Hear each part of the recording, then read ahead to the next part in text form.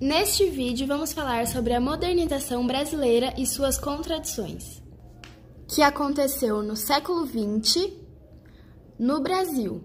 E o que mais acontecia era a Segunda Guerra Mundial e a crise de 29.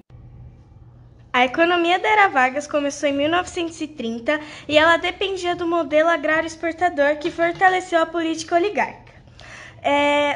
O Getúlio Vargas ele chegou ao poder criticando o liberalismo econômico sobre efeitos da crise de 1929.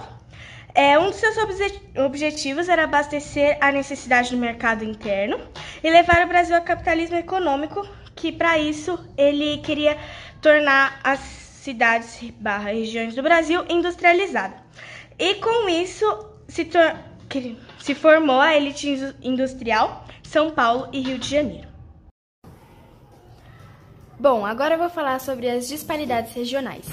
O Centro-Oeste e o Norte estavam com pouca atenção do governo e com problemas de comunicação.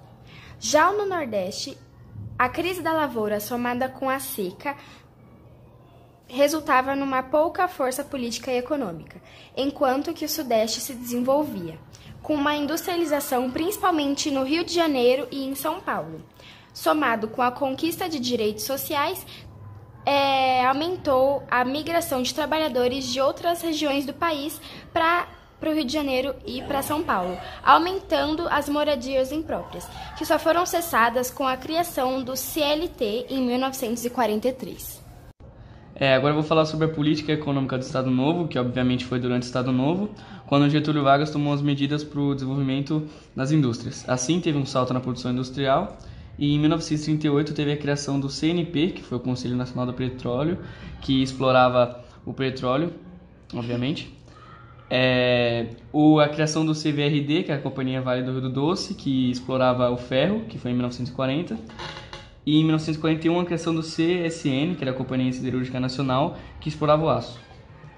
E com essas criações o governo avançou para o interior. Um exemplo disso foi a Marcha para o Oeste, que promoveu a ocupação e a migração à expansão das fronteiras agrícolas. E mesmo com tudo isso que eu acabei de falar, ainda teve a estagnação do sertão e o Getúlio Vargas respondeu dividindo em duas partes, o cangaço e a compreensão paternalista na posição dos indivíduos que cometeram os pequenos delitos.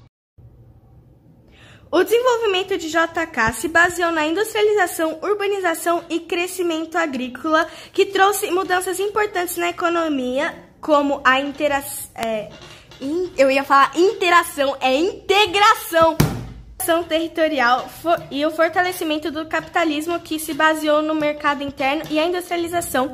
E isso ficou conhecido como desenvolvimento. Mano, eu não sei falar! Vai.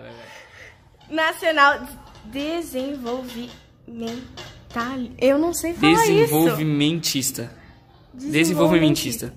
Nacional continua. Desenvolvimentista. Um dos planos de JK era o plano de metas, que eram cumprir 30 metas em 5 anos de governo. Uma dessas metas era investimento estrangeiro, instalação de fábricas, redução de impostos, lucros ao exterior, importação de equipamentos, entradas de multinacionais no Brasil, usinas hidrelétricas, conjuntos de rodovias, transportes, educação, alimentação, construção de Brasília e o petróleo. Na visão social desse desenvolvimento, faliu, porque a industrialização foi focada somente no Sudeste e não se espalhou por outras regiões do Brasil. E a migração para essas cidades causou a falta de infraestrutura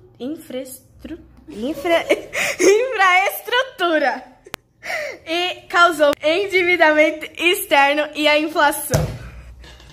Bom, agora eu vou falar sobre as vésperas do golpe civil-militar. JK trouxe um grande endividamento externo para o Brasil.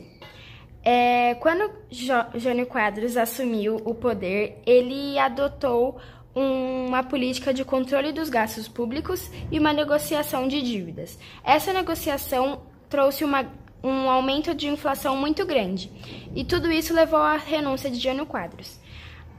Agora, Jango assumiu o poder e propôs a reforma agrária. Só que isso levou a uma grande resistência que, por fim, levou ao golpe de 1964.